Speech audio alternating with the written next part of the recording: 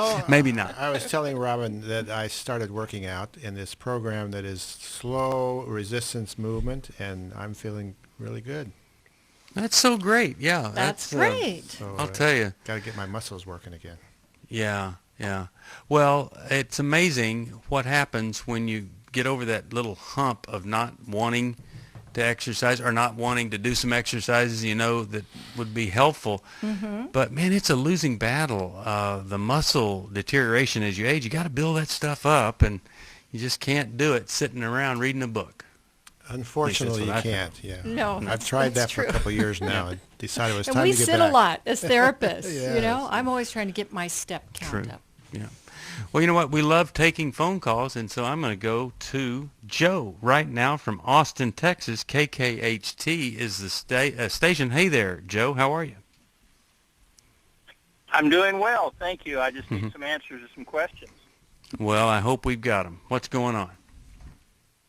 I called you guys about a year and 2 or 3 months ago to Yeah. ask about a relationship I was in.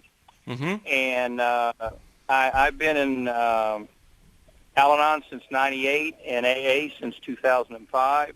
Okay, great. And you helped me understand. Yeah, you've helped me understand the situation by saying, Fred, this whole thing, your friend is using cocaine. She's not, but if Frida was, would you still date her? And I'd go, no. And he said, well, then it's simple with these other issues she has. So, okay, I broke off the relationship. We didn't talk or communicate at all for 7 months. And then about 8 months later, we started communicating, and she told me she's in counseling, and she's going through a 32-week program, and she's started working on some of her issues.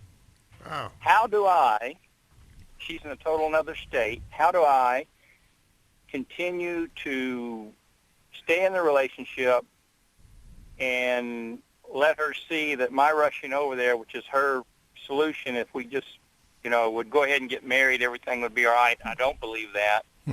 But how do I continue to stay in a relationship, stay mentally healthy, and deal with my own stuff? You understand what I'm saying? Yep. Yeah. Not easy, is it?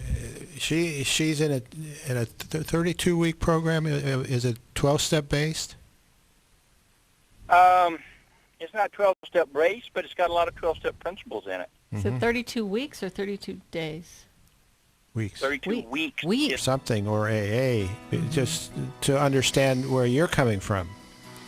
And I don't know if her program is compatible with 12-step or if it's antagonistic, or you don't really know what the people are like that are running it. But I do. They're not antagonistic. Okay. Okay. Yeah.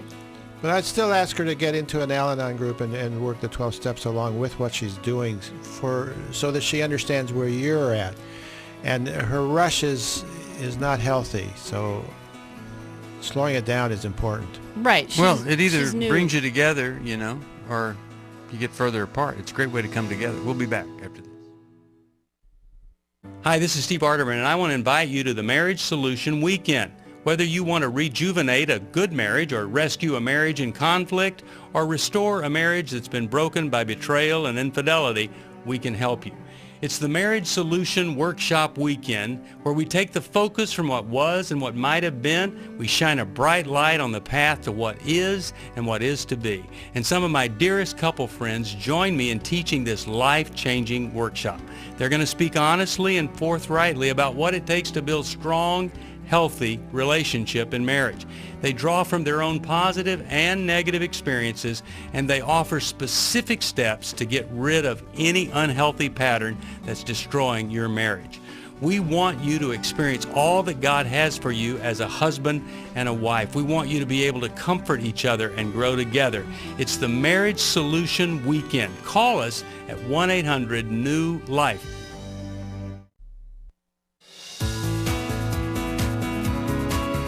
To find out more information about New Life or to order any of the resources mentioned on today's program, call 1-800-NEW-LIFE. Now back to New Life Live. We're back. Anything else we want to say to Joe, guys, before we move on?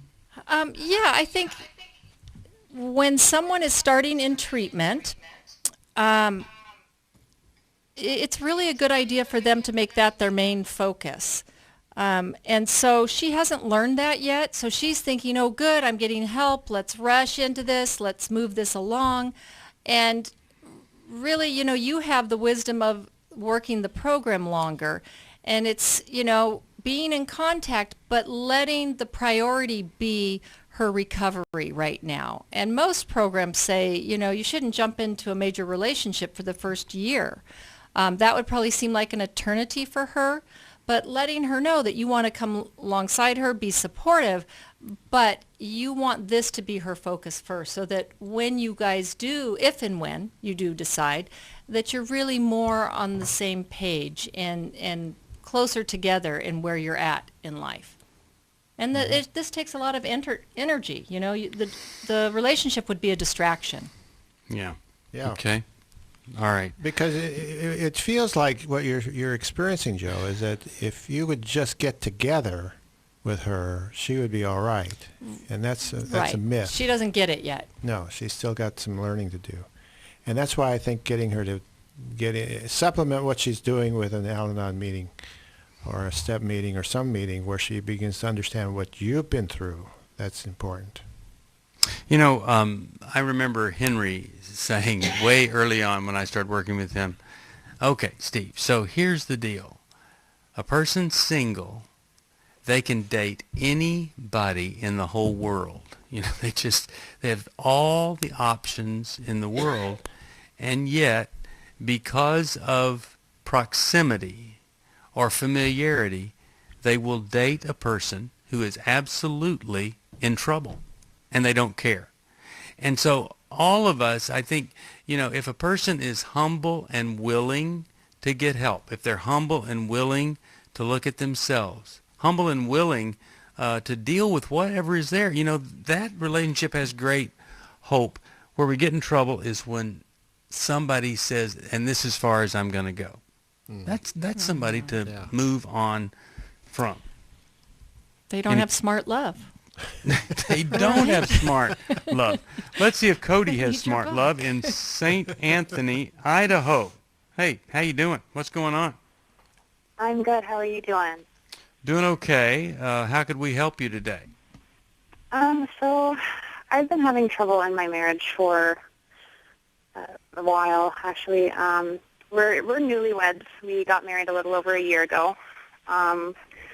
And my husband is very narcissistic. He is very controlling and emotionally and verbally abusive. Wow. We both have children from previous marriages. Mine is 6 and his is 8.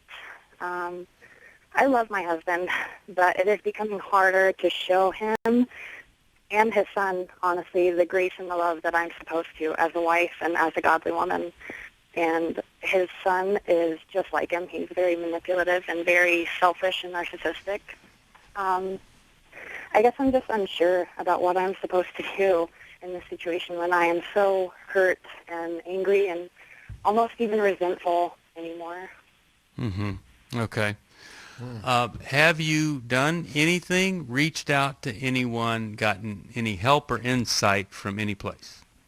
I have, yeah. My parents actually went through a very similar situation. They've been married for over 20 years, and they both had kids from previous marriages, and I've been communicating with them, and my husband was at first, but I guess being narcissistic as he is, he doesn't want to see that he is wrong. So it's just basically been me reaching out to anyone else. But me and my husband, we fight a lot. But lately we have been trying to focus on rebuilding our marriage, but I feel like I am so resentful and angry that it's hard for me to just put it all behind me and move forward. Okay. So let's see what Jill and Dave have to say. I mean, it's less than a year, and here you are. You feel stuck and trapped. Dave, Jill, what do you think?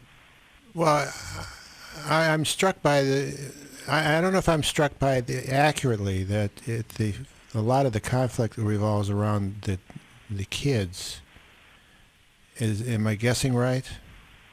That has been lately a lot of the issue, especially his son comes every other weekend. So it's really hard for us to cope as a family unit when he is here. Yeah, it's you got to restructure everything. But one of the the primary cause of divorce in second marriages are the kids, because they make that the focus rather than focusing on the problems in the marital relationship. And so somehow you've got to release the kids from the conversation, and at least in terms of the contentious conversation, and get back to what's going on between you and your husband.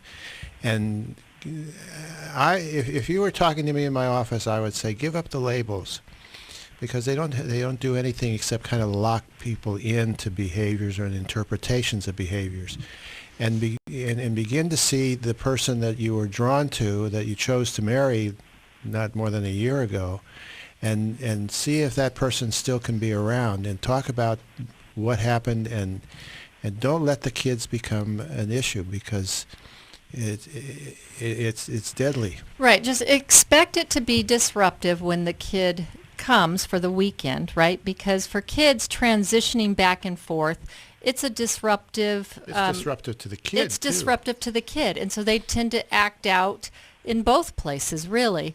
And probably your husband, if he only gets him every other weekend, is going to overcompensate on those weekends. And so it's not going to be business as usual. And if you get hurt over that, then he's more narcissistic. That means he has less tolerance for being wrong. You said he always has to be right. He has a harder time tolerating anything bad about himself. So think about that in ways that you phrase things. And the thing that's hard is it gets really frustrating, and you get angry and resentful, and so then you don't care because you think they're insensitive and you want to lash out. That really doesn't work. So if you can go about things in a way of understanding maybe his sensitivities and where he might struggle, I think you'd get farther with him. Mm-hmm.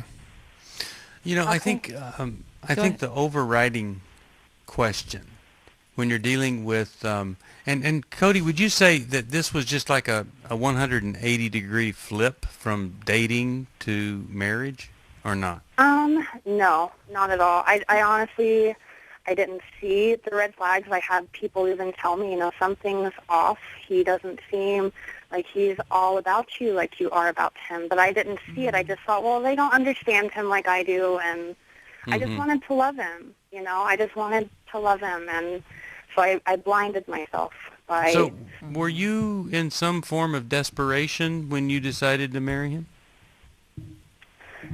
I won't say I was in desperation exactly. I just got out of a previous abusive marriage, and my son's father is and wasn't really in the picture.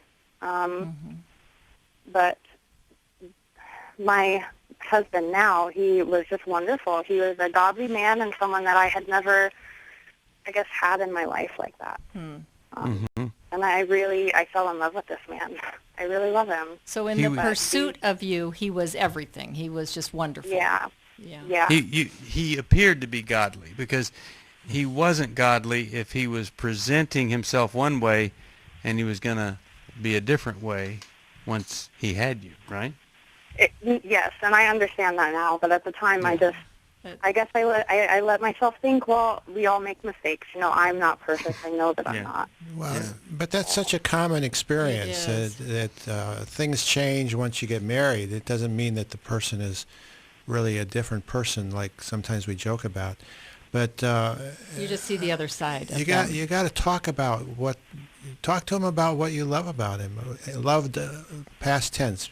What drew you together, and how you miss that now because you've gotten to where it's all disagreement and not listening to each other. But have a conversation about that and try to. I would suggest you go to a restaurant and you put your hand on his arm because he's not going to put his on your arm, and so you feel connected and have a conversation about what's what's changed. We used to have so much fun together in that, Mm-hmm. and get them to thinking about the old days and All that was good about all that the was good relationship. about it. Yeah. You know, I think we've done the research that a person where it's all about them, their hurt, their convenience, you know, the narcissistic person, whether they kind of do it below the surface or above the surface, you're never going to criticize them into changing, and you're never going to talk them into changing. But this thing that you guys are saying, I mean, that really is, it's the best hope that you have. And then at the right moment, you know, hoping that maybe he would get some help with you and let a trained professional try to deal with that very, very tough situation. I'm glad that she called. I'm going to send her Take Your Life Back. You don't have to be controlled totally by him. Now, let's go to Sally, Buffalo, New York. First time caller, maybe listener, I don't know. Hi there, Sally. How are you? Hi, first time everything. A friend of mine in Arizona said, why don't you give them a call? And I went on the website and said call, and now here I am on the air. Wow. Great. Well, we're glad you are. Wow. Yeah. So what's going on with Yes, you in Buffalo, New York? Well, I've got a juicy one. Okay. I'm an RN. 14 years ago, while I was working, I had a patient come in. He had herpes.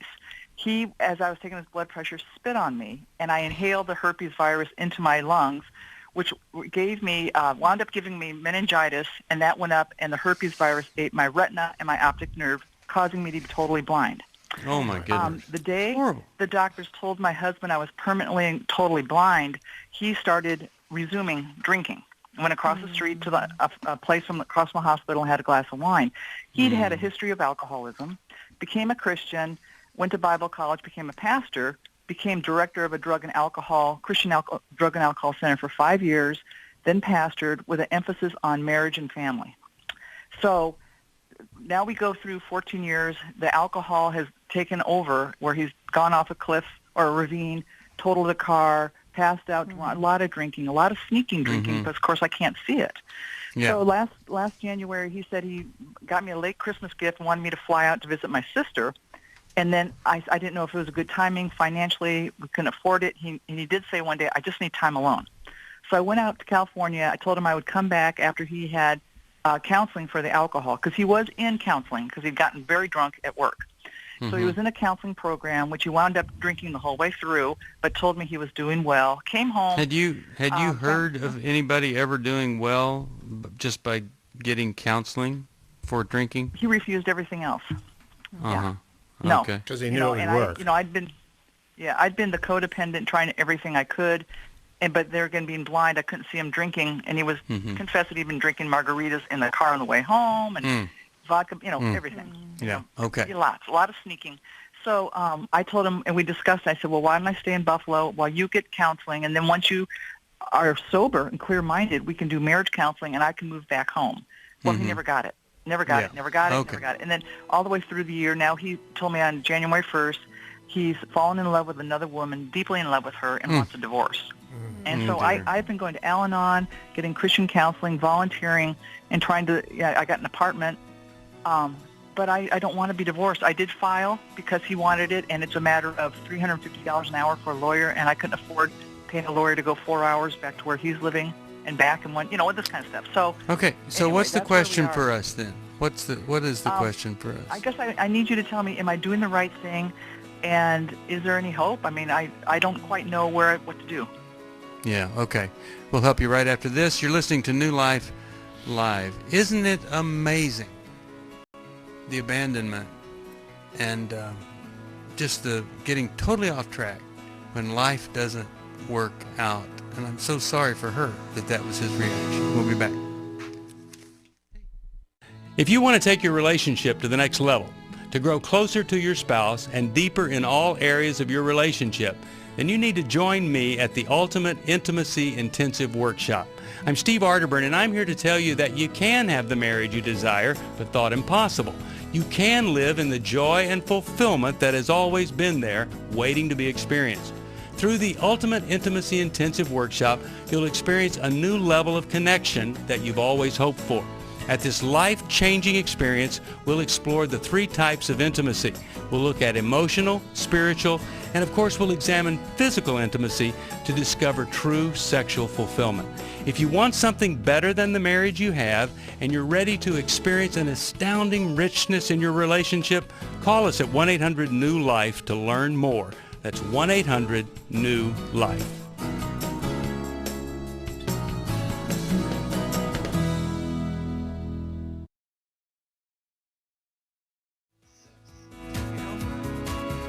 We'd love to hear from you. If you have a question or a comment, call toll-free 1-800-229-3000.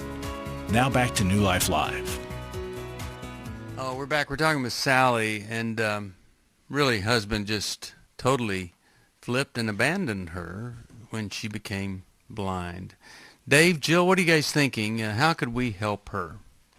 Well, I think that I get a sense, Sally, that you were blind in more ways than just your vision. That somehow you must have sensed something wrong just with your women's intuition, that something was wrong with him, because he's not only fallen off the wagon, he's fallen off the road. Mm-hmm. And he's got a drinking buddy now that he thinks he's madly in love with, and that's what's going on. I don't know that I would have filed for divorce. I think I would have let him do that and let him take the lead and all that, because who knows how long that drinking buddy's going to last, and then he feels bad and he's going to come back. But somehow he knows what to do, and that's what's really dangerous, is he knows what to do to get his sobriety back. And he's not willing to do it. I went to talk to 6 pastors about that, and they said because the money was depleting so quickly, someone had to take control to put a freeze on the accounts. Okay. And that's the only reason why I did that. Well, that was a good reason then. Mm-hmm. Then from that point on, I would just kind of drag my feet, because unless he in his drunkenness is extremely generous, which I doubt, but I don't know. There's more. It just feels like there's something you missed in the process that you're still missing, and I'm not sure what it is. I don't know how to help you understand that. It's just a gut feel that I have. Well, I agree with you. It's like, what do I do now? You know, being codependent and trying to put my foot down, and it, it's like, gosh. Because I love him, and it's been 36 years we've been married. It's not it's not a fly-by-night thing, I think, sometimes you don't have a choice to make, because it's all in their lap, everything that is in, and so then you're doing the best you can to recover yourself, to get support for yourself, to heal yourself. But I think Dave's got a really good point here, that you never know how long this drinking buddy thing is going to last. But the other thing is, you don't want to just be the fallback person, and then he gets himself comfortable and then leaves you. Right. Again. Sometimes people ease out of a relationship. So you have to have some parameters set and protect yourself like you're doing, but you don't have to be the one to make happen what he says he wants. That's not going to bring him back by doing that. Yeah. And the person you love is now controlled by an addiction. He's not the person you love anymore. Right, and he's running. He's hiding, running.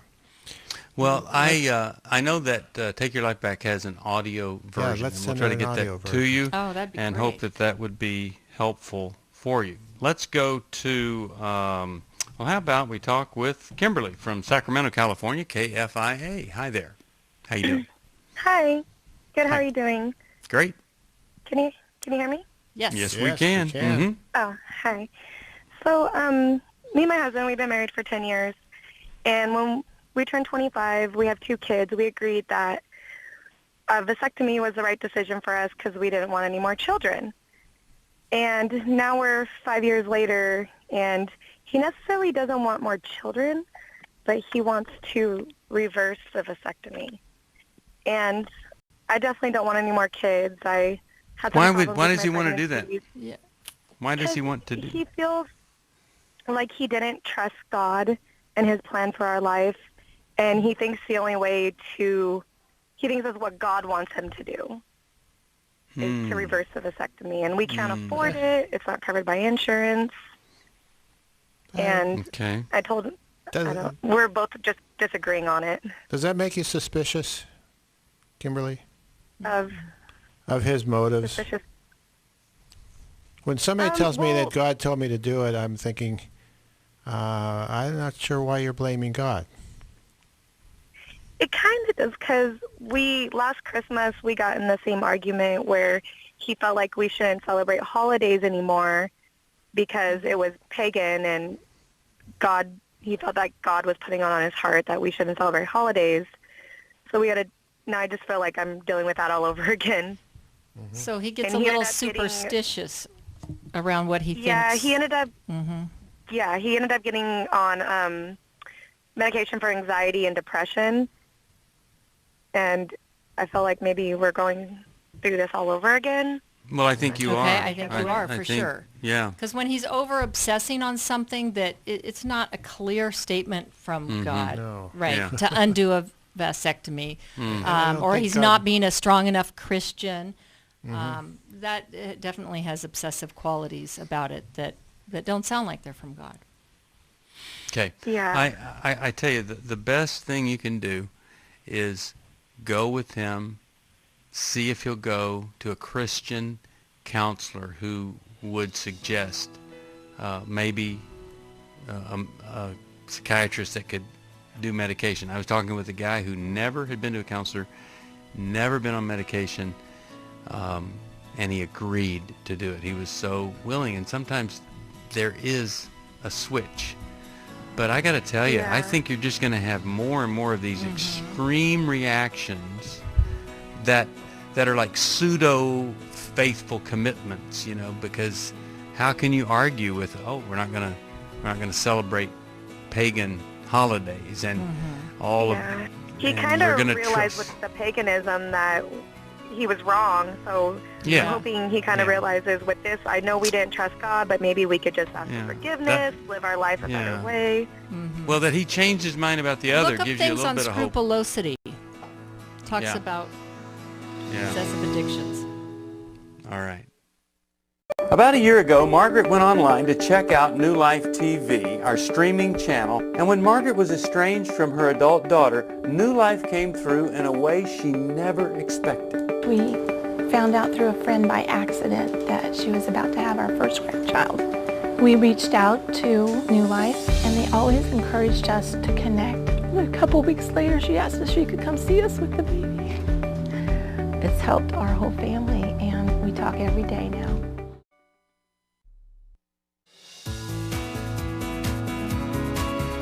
We're glad you joined us for New Life Live. To be a part of the program, call 1-800-229-3000. Now back to New Life Live. We're back. Steve Arterburn here with Dr. Jill Hubbard, Dr. Dave Stoop, and let me play a little clip from tv.newlife.com. This is from the Mediterranean Love Plan, and it's about the secret, and there are 7 secrets from the Mediterranean in here that will provide you with the most passionate relationship possible. That's what we believe. This is about the secret of playfulness and dance. And so you have to start somewhere. And so we've said maybe it's Spain. You don't have to go there. We brought it to you. Maybe the secret from Spain of playfulness is where you begin. If you want to restore the passion, you have to start maybe with some romantic music. Some music that maybe brings back memories of the music that you heard when you first met each other, when you first were in love. And maybe that music could lead you to dance. Now, if you really want to restore the passion and you don't know how to dance, you become willing to go to a dance class with your wife or your husband. 2 willing people learning to dance later in life, it really does something. You know, the research shows if you ever do anything that you're not good at together, if you're both mutually vulnerable in that area, it draws you together. So either dance or learn to dance or talk about dancing or play the music that might lead to dancing. It's all part of the playfulness that really can change everything in your marriage. And, you get like us, you dance anywhere. If the music's right, you dance it. We danced at Saddleback Church. I was preaching out there, and the band was playing afterwards, and we just danced right down there in the front. So you really can have a great, playful, fun life. And oftentimes, music and dance have been left out of the marriage, and you bring them back in, and it can really restore a lot. All of that's from the Mediterranean Love Plan. I think you'll like it. I want a copy of it. I know. It's coming in April. All right. Yeah, playfulness is a big part of it, and a lot of us stop being playful with each other because we get too set in our ways. Yes, and don't be set in your ways. Get up. Do like Dave. Work out. Yes. Do that resistance training. All right. How about we go to another caller? You guys want to do that? Sure. Okay. got Robert, one. New Brunswick, Sirius XM Satellite Radio. Hey, Robert, how are you? I'm doing okay. I'm calling. I need some advice. The question is this. I've been addicted to pornography for about 10 years.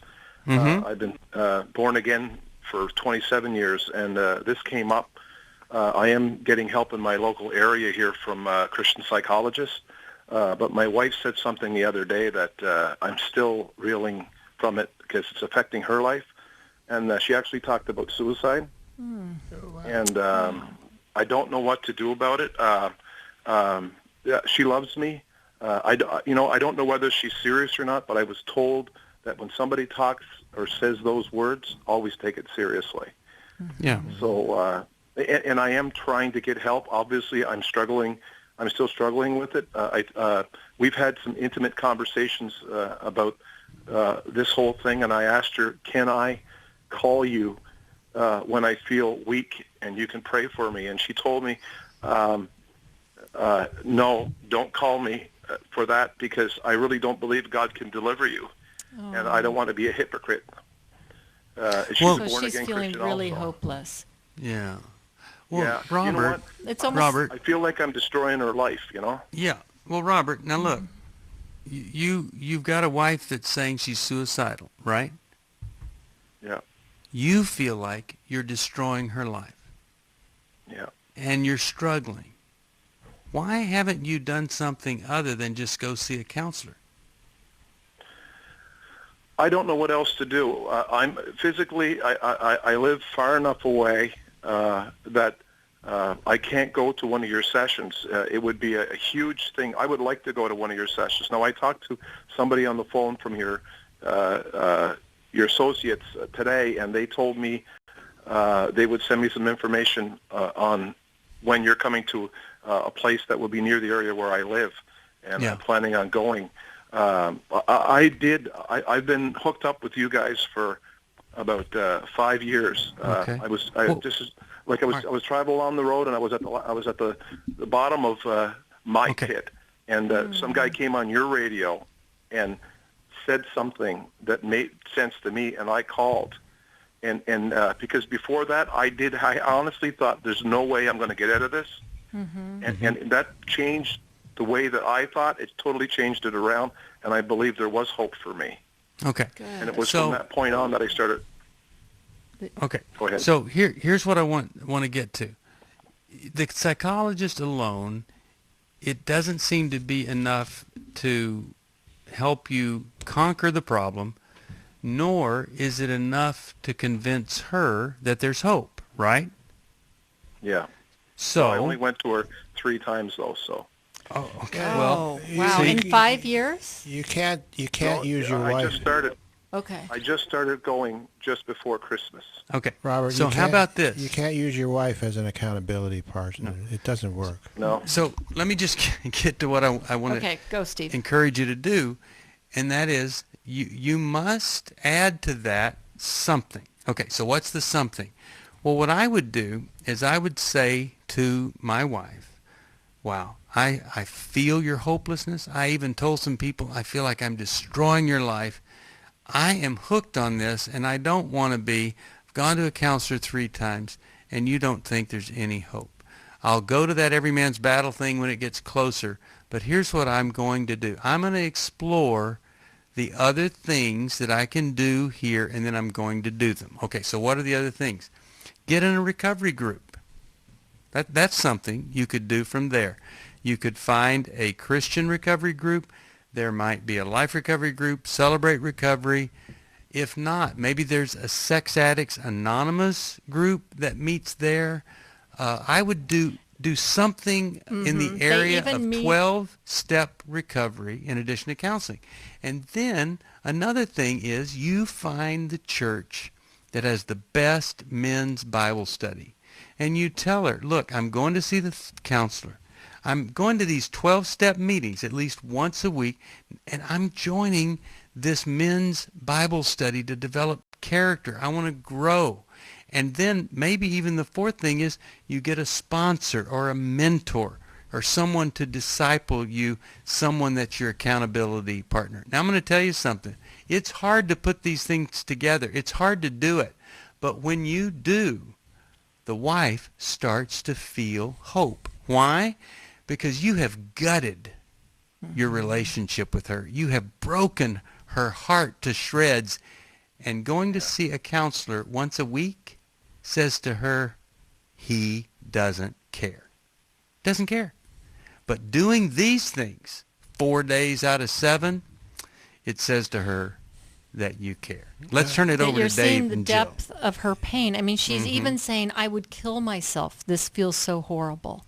So you've also got to tell her that this is not about her. It's not about her not being enough. Because a woman at her core feels like somehow she has failed. She's not enough for you, that you would choose this over her. We've had this conversation. Okay. We've had this conversation. I've ordered from you guys the book, Every Man's Battle and Every Woman's Battle. She's read. Okay. And Worthy of Her Trust? Yes.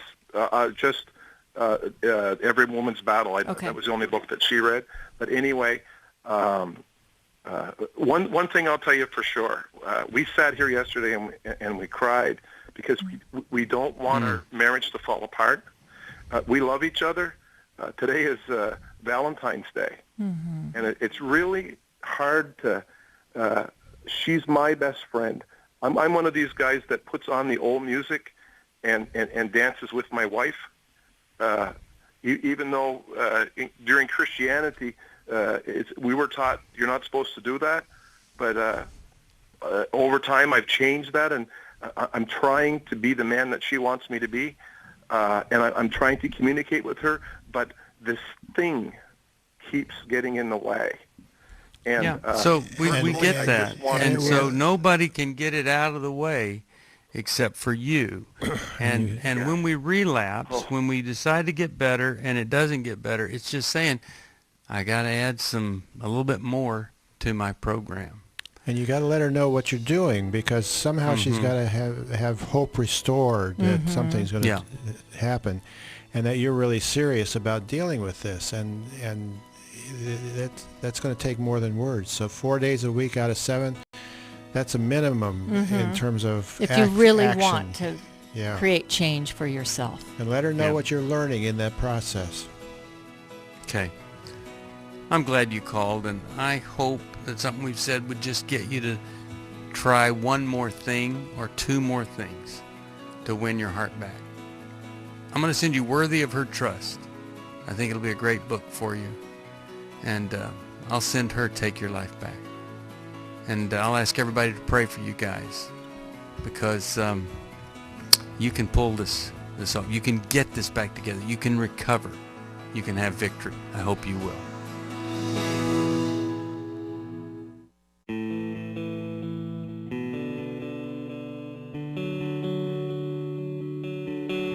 Hi, my name is Jason Martinkus, and I teach the Every Man's Battle workshops.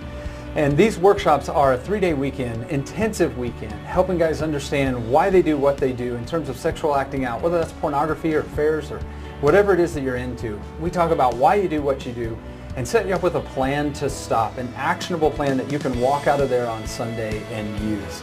Listen, the staff at this weekend has all been through it. We've all lived it. We've been in the trenches, and we also know what it's like to experience freedom. There's over 100 years of collective integrity and sobriety with the guys at this workshop. So if you're looking for hope, you're looking for help, you're looking for a roadmap forward, I hope that you'll attend an Every Man's Battle workshop soon.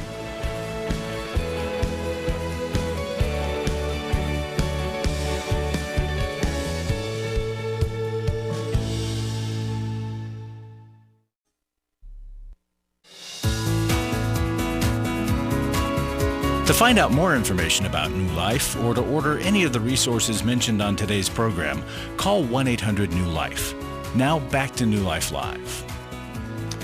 We are back. Our final caller is Madison from Los Angeles, California, listening on KKLA. Hi, Madison. How are you? Hello, I'm fine. Good. How are you? How could we help today? First of all, thank you for taking my call, and I Sure. love your program.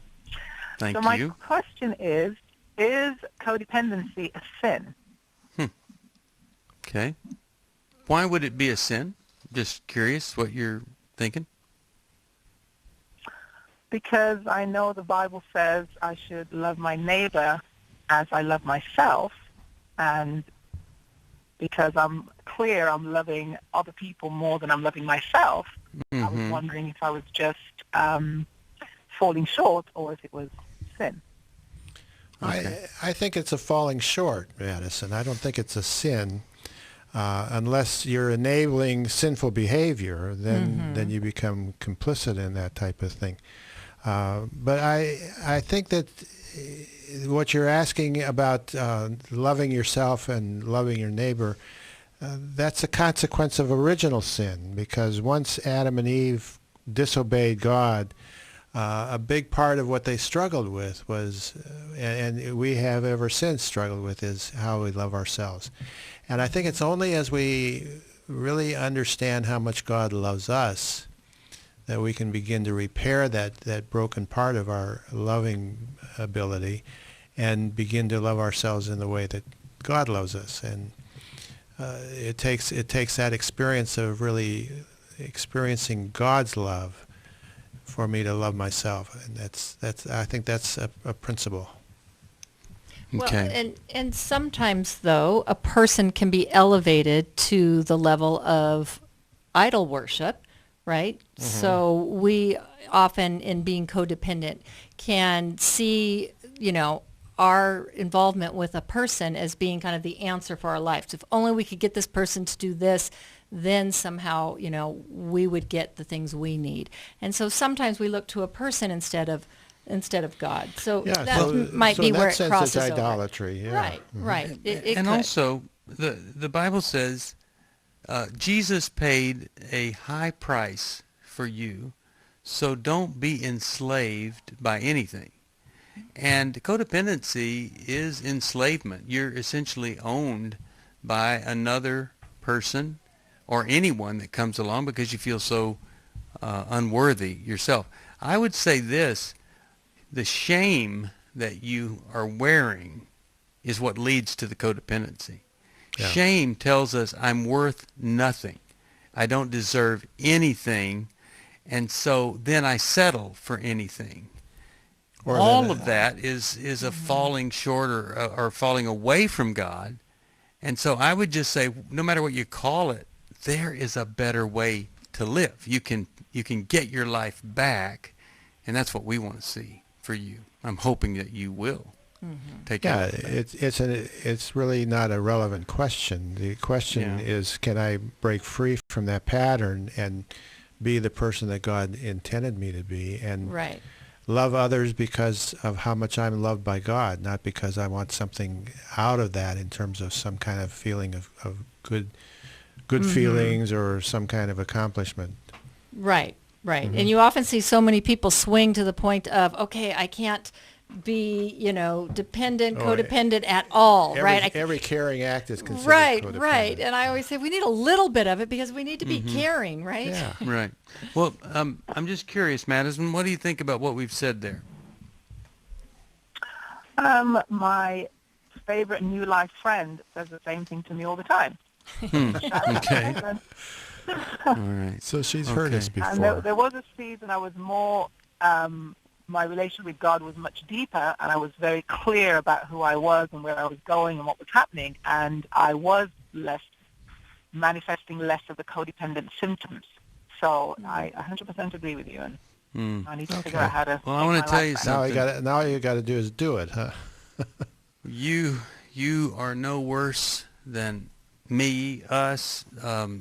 God loves you, paid a great price for you, and I hope that you would find some other New Life folks to be around and get some support and reinforcement of the value that you have. Come with us on the trip to Greece and wouldn't that be meet some fabulous people. Yeah. If you come on that trip, we will be teaching about a lot of things, and I'm sure Dave's going to be teaching from forgiving what you'll never forget. And we're going to send that to anybody who gives us a gift of any amount.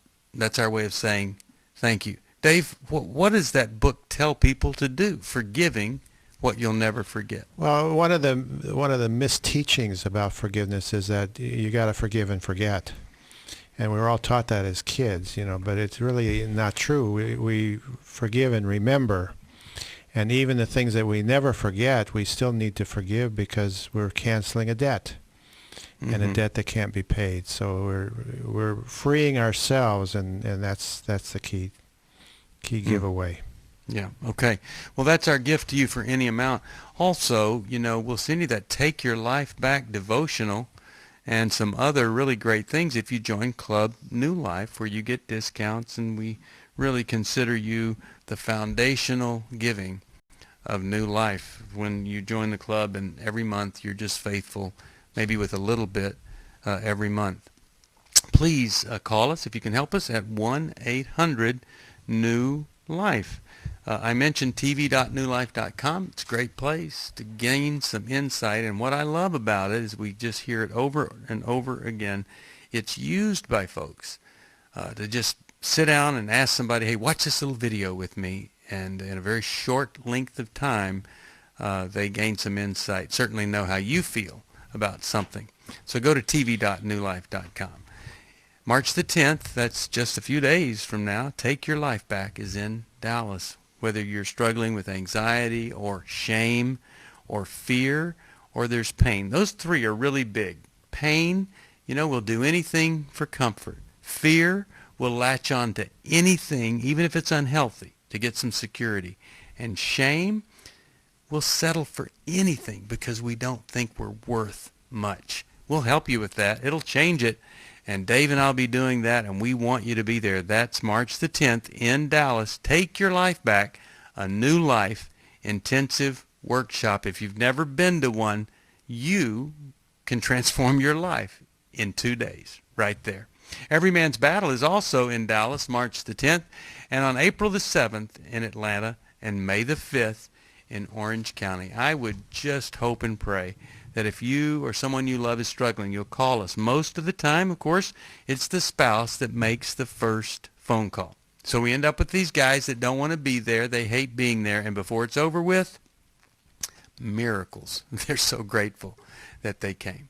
Our Life Recovery Conference is the second one we've done. It's May the 20th in Leesburg, Virginia. We would love for you to come to that. You can find out about it at liferecoverygroups.com. You can go to newlife.com, and we'll tell you all about that. And then finally, Dave's going to be there. Footsteps of Paul Tour, October the 18th through the 27th. I'll be there. My family will be there.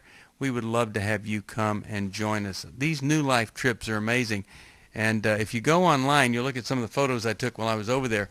It's a phenomenal trip. We thought the Israel trip was amazing. I think this one is going to exceed it as we look at where Paul did his ministry around the world there. God bless you. Thank you for joining us. 1-800-NEW-LIFE for help. 1-800-NEW-LIFE if you can help us. Thanks for helping us. And thanks to you, Dr. Jill Hubbard and Dr. Dave Stoop. God bless you. Thanks for watching, listening, and praying. And we'll see you next time right here on New Life. Thanks for listening. We hope this program has helped you by giving you insights for handling the challenges you face in your life. We want you to know that we're here for you, but you also need to know that New Life Live is a listener-supported ministry. To make your donation or to get any of the resources mentioned on today's program, call 1-800-NEW-LIFE. That's 1-800-639-5433, or write to us at New Life Ministries, P.O. Box 1029, Lake Forest, California, 92609. Please join us again tomorrow for New Life Live.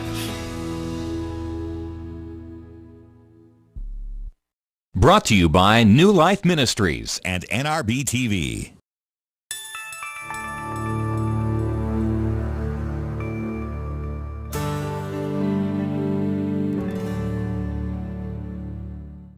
We want to say two simple words. Thank you. That's simple. Thank you for the many of you across the country who have blessed NRBTV with your continued financial support. Without you, we would not be able to continue our amazing ministry here at NRBTV. And thank you for your continued prayer support of NRBTV. Please keep praying that others will come alongside to help us meet our goals to create more biblically sound educational programming. And thank you for those of you who will call or go online right now. Thank you. Thanks, guys. What is the Bible? Is it just a book or historical relic? Or is it the Word of God? Do you engage it regularly? Do you value it?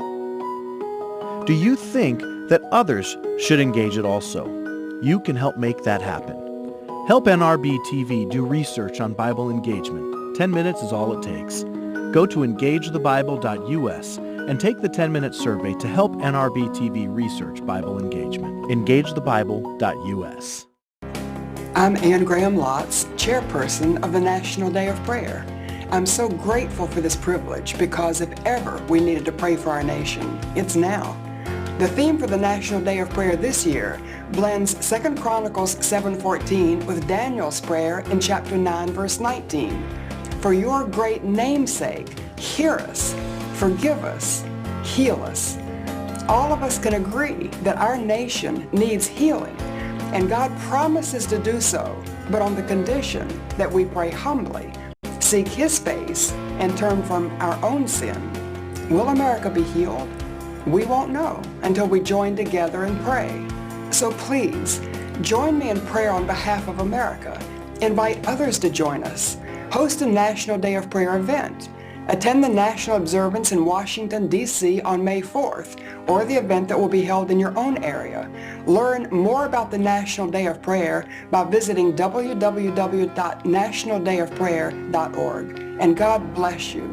And God bless America. Here's the sower, Michael Guido of Meta, Georgia, with a seed for the garden of your heart. After giving the best concert of his life, Paganini, one of the world's greatest violinists, said to his closest friend, "Before today, I thought the music was in my violin. Today I learned that the music is in me." That's true with Christ and the Christian. A person with his talents and treasures without Christ equals nothing. A person with his gifts and goods with Christ equals everything. Jesus said, "Without me, you can do nothing." St. Paul said, "I can do all things through Christ who strengthens me."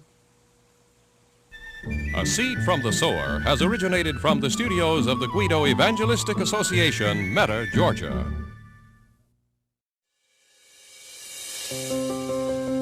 Hi, I'm Dan Celia from Financial Issues. You've heard me talk about it so many times. Would you go to preborn.org right now? For $140, you can sponsor 5 ultrasounds. 5 lives can be saved because of your investment of $140. Preborn.org. Preborn.org. The topic of love was forced on me by my wife some 20 years ago during a really hard time in our marriage and our family's life. One night we were going to bed, and as we were walking up the steps, my wife said to me, "Do you love me?" And I said, "Yes, I love you." And then she asked me at the top of the steps, "Do you love me?" And I thought, "What's going on? I just thought you wanted reassurance." And then she asked me a third time, "Do you love me?" And at that point I got irritated because I realized she didn't want reassurance. She was doubting if I loved her. Her question began to sit on my mind. And for the next month, my prayers went from kind of gritting my teeth, "God help me to love my wife," to kind of a quieter, "God help me to love my wife," to even a quieter, "God, would you show me what love is?" And that began a 20-year journey of exploring, understanding, and falling in love with the idea of love. One of the key things at the heart of that was discovering the biblical idea of Hesed love. The idea of Hesed love, it combines two ideas, the idea of love and commitment. So in other words, my love for you is not based on you. It's a setting of the will to love, regardless of how you respond to me, and even, remarkably, of how I feel. I'm fascinated with the idea of Hesed love because it offers several promises. One is that it can unmask the frames that the culture has given us, where we unwittingly breathe kind of the air of this world. One of the things in modern culture that is just sort of the spirit of the age is the preservation of freedom. But the very nature of love is to narrow